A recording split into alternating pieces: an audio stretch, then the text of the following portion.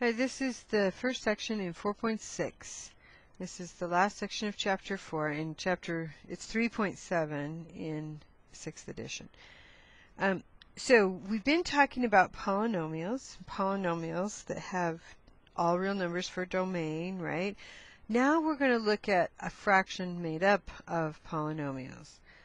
Okay, so these are our rational functions. You've probably talked somewhat about rational functions before, and now we're going to do a lot more with them. We're going to graph them and get a lot more details about them. So first of all, now we have a denominator. So now we have to worry about domain. So one of the things we'll be talking about in this first video are the domain and the vertical asymptotes and the zeros. So first of all, domain. Domain is always going to make the bottom cannot be 0. Okay, so the domain is going to be everything except for what makes the bottom 0. So in this case, it's everything except for 3. Okay, now what happens to the graph at 3? I mean, it doesn't exist right at 3, but what happens just a tiny bit before 3 and a tiny bit after 3? That's what we want to look at. So, like when we go at 3, let's just move a tiny bit to the left of 3, right? So at, say, like 2.99999. Okay, so we would have 3 over, now if I put in 2.99999 minus 3, I get a negative number, right? And it's going to be like negative point whatever, however many zeros, right?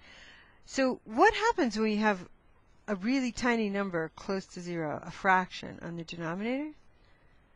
Well, this would be like 1 1/100,000ths. So that would mean this number right here would be negative, first of all, and it would be negative 300,000. That's how big it is negative.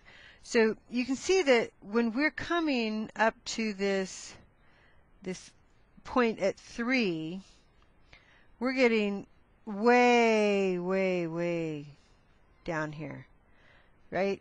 It's getting way to, it goes to negative infinity, okay? But what about if we're coming from the other side?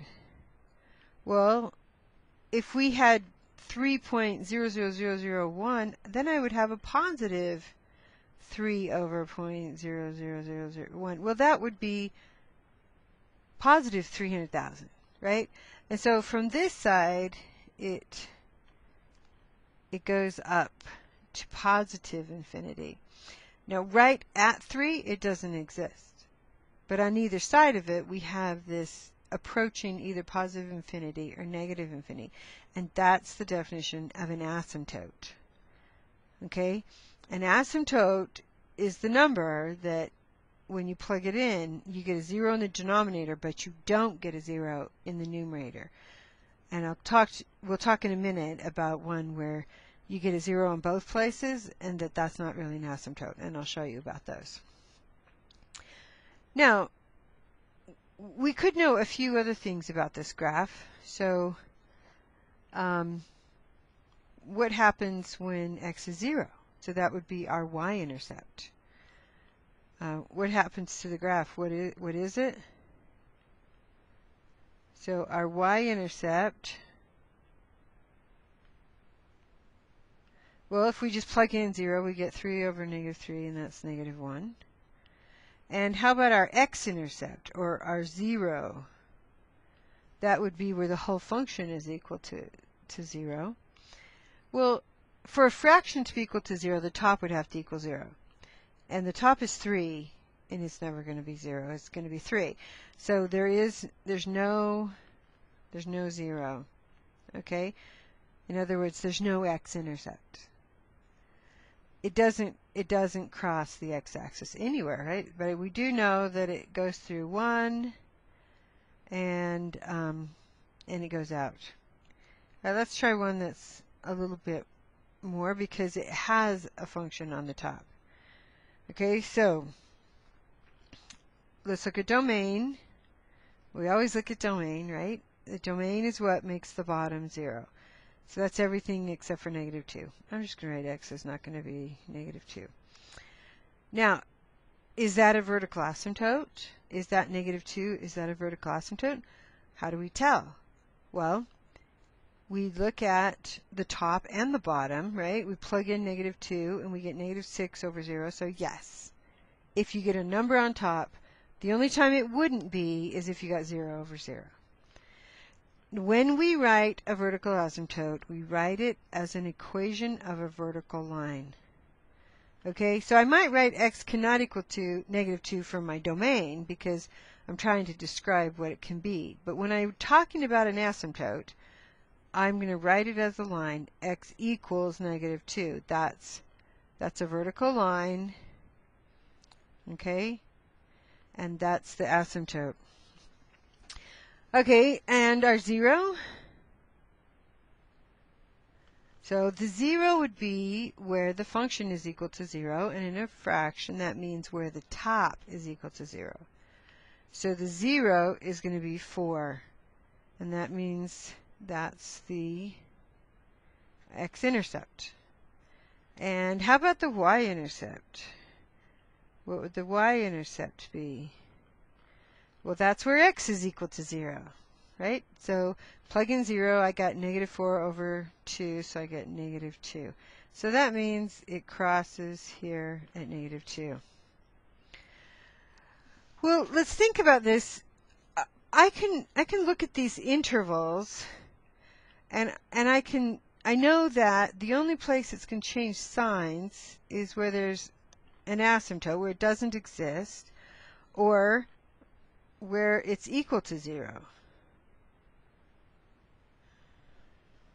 So we could have that interval between my asymptote and the 0, or it could be up greater than the 0, right? So I have these 3 intervals, and just like we did before, we could figure out if they're positive or negative. So you look at like below -2, so like at -3, I would have -7 over -1, so that's definitely positive, a negative over a negative. Between -2 and 4, say like at 0, we already know that's -2, that's negative. And then bigger than 4, say like at 5, would be positive over positive, and so that's going to be positive. And from that, we can kind of tell, I know that when it's an asymptote, it has to go to infinity, either positive side or negative side. I know this is positive, so it's got to go up to infinity. This is negative. I know this is negative, so it's got to go down to infinity. And we'll talk in the next video about how we know what it does at the ends. Okay, so if we have one that is not factored, then we just have to factor it, right? So basically, that's the first thing you're always going to do is factor this thing and see what the factors are, right? So see, we'd have +3, -1, we'd have, to make 10, we'd have -5, and +2. Okay, there are no duplicates on the top and bottom, so what we find for our domain will also be true for our vertical asymptotes. So the domain is everything, I'm just going to write it this way, everything except for 5 and -2. And our vertical asymptote are the lines, and there are 2 of them. X equals 5, x equals -2. The zeros, there are 2 of those. That's where the top is equal to 0. So that would be -3 and 1. You notice that it's okay to write a 0 as just a number. It is not okay to write an asymptote as just a number. It's a line. Okay, and I could do my y-intercept. Okay, and I would look at this original function for that. It's easier. When I plug in 0 for x's, I get 3/10. Okay, so let's look at what this graph looks like. Vertical asymptote at 5, vertical asymptote at -2. I know my zeros are at -3 and 1. So when I'm looking for intervals of positive or negative, I'm looking for them to be in one of these intervals. Good. I have these 5 different intervals that I could possibly check. Then I can look at numbers in there, right? So like less than -3. And easiest place to plug these in is up here in the factored form, because I would have, say like -4, I'd have negative, negative, so that'd be positive on top, and I would have negative, negative, so I'd have 4 negatives, so that would all be positive. Between -2 and -3, that's going to be a positive here, right? Everything else is going to be negative. Between 0 and -2, say I get -1, I'd have positive, negative, negative, positive, so that's going to be positive.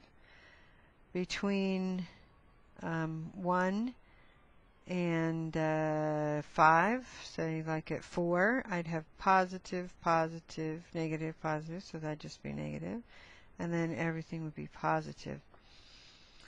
That fits with my 0, see that fits with my y-intercept at 3/10.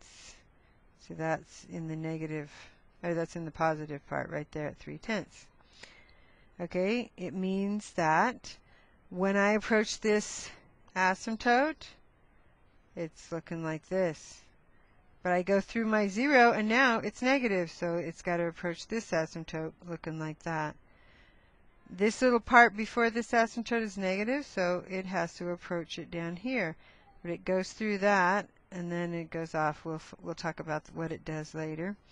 And this positive part has to approach that up there.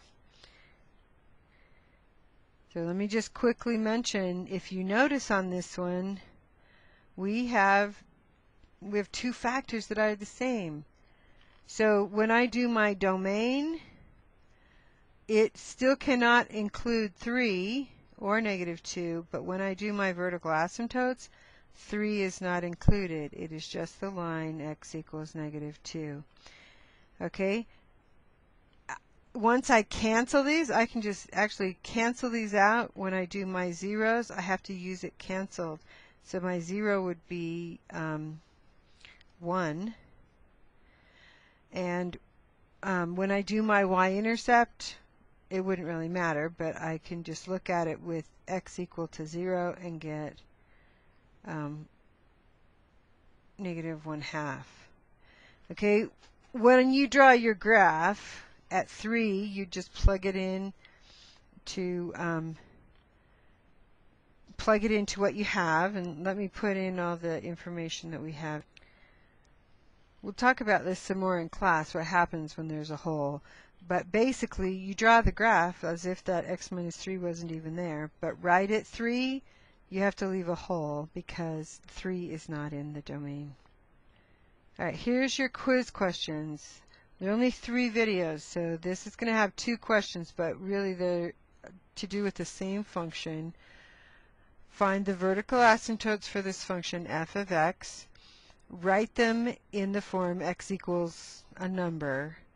Okay, if there's 2, which there is, then you would write one line, comma, the other line. Don't put any spaces and just put a comma in between them. For number 2, I want you to tell me what the 0 is for this. Okay, so that's the x-intercept. If you forget how we find that, go back in the video and look it up. Enter that into Canvas in the quiz.